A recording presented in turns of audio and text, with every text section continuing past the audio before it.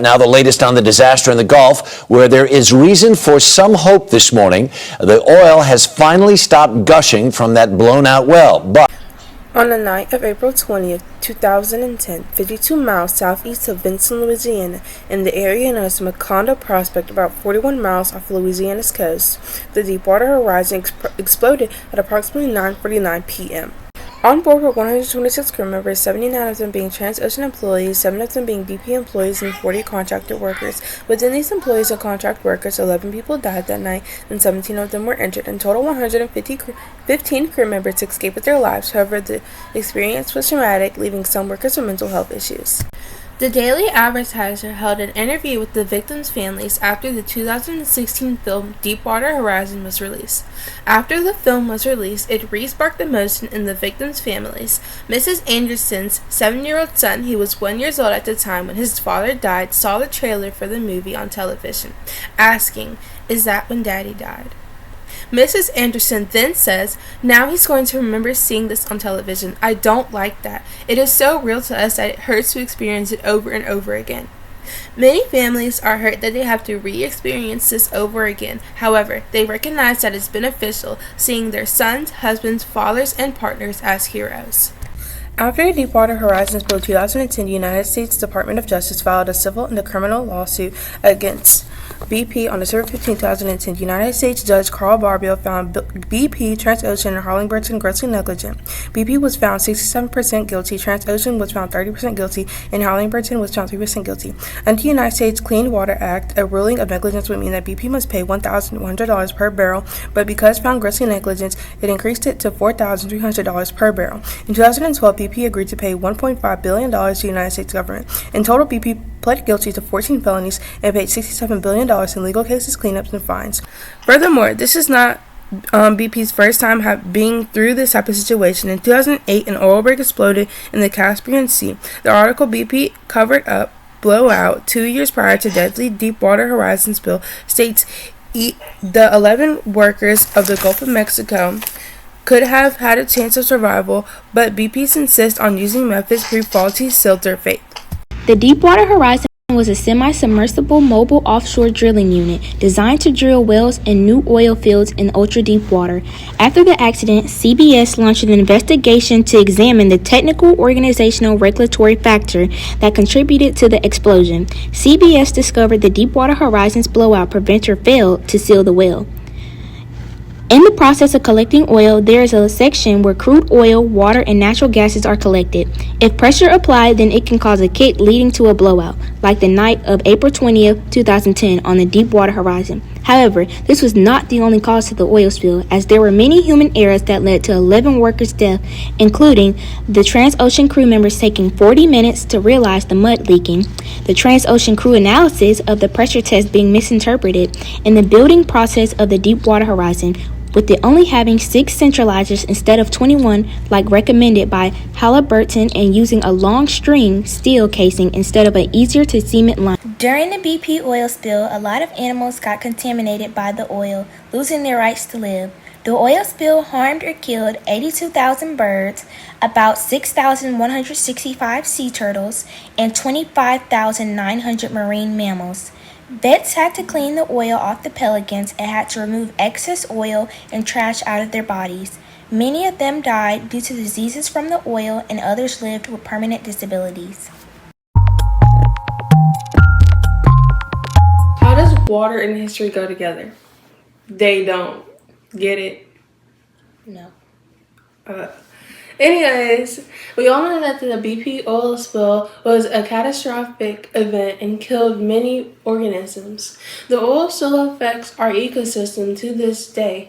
So, what absorbs the oil the best? Maybe a sock? How about we try 3 different things: socks, pads, and oil absorbent sheet. We have 3 different materials, and we're going to do 3 trials of each material.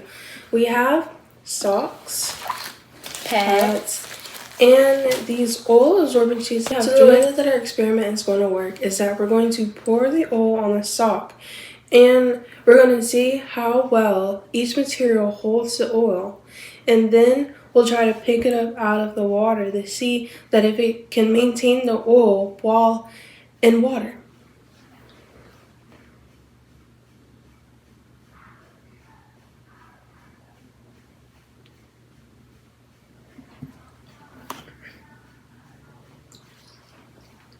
Okay, this is what the sock looked like, fully drenched in oil.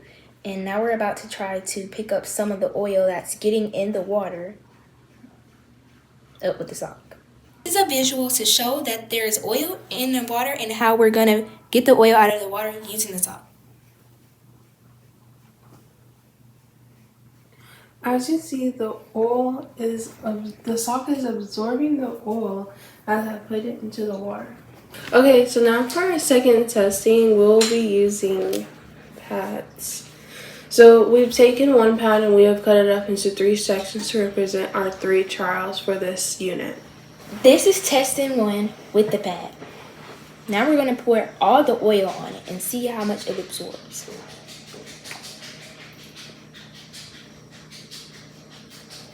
As we can see, the oil slid off the pad on the side and got into the water. As you can see, there's a big spot of oil in the water, and that came with just using the pad. So now we must clean it up.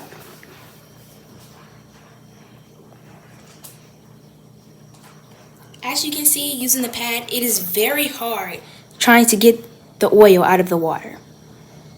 As you know, for the first trial, we're going to pour all the oil onto the oil absorbent sheet.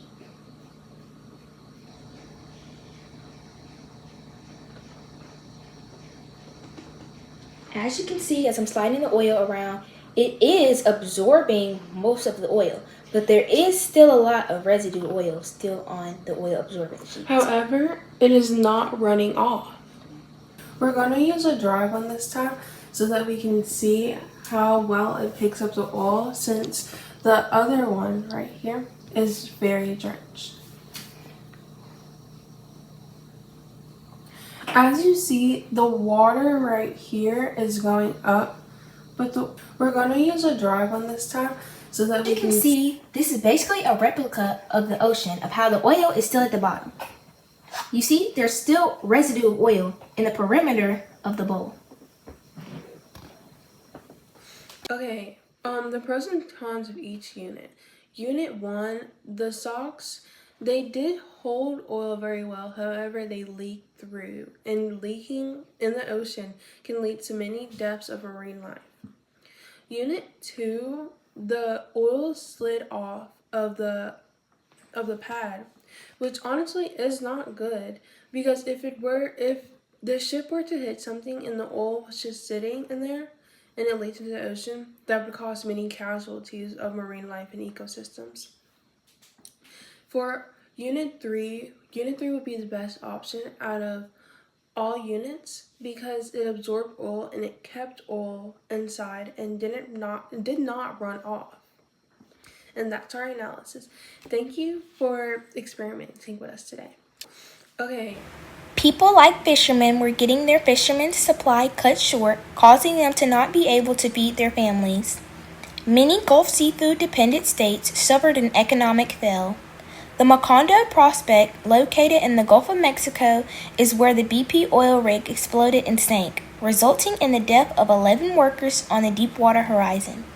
The 11 individuals are Jason Anderson, Dale Burkeen, Donald Clark, Stephen Curtis, Gordon Jones, Roy Wyatt Kemp, Carl Kleppinger, Blair Manuel, Dewey Rivette, Shane Roshto, and Adam Lees.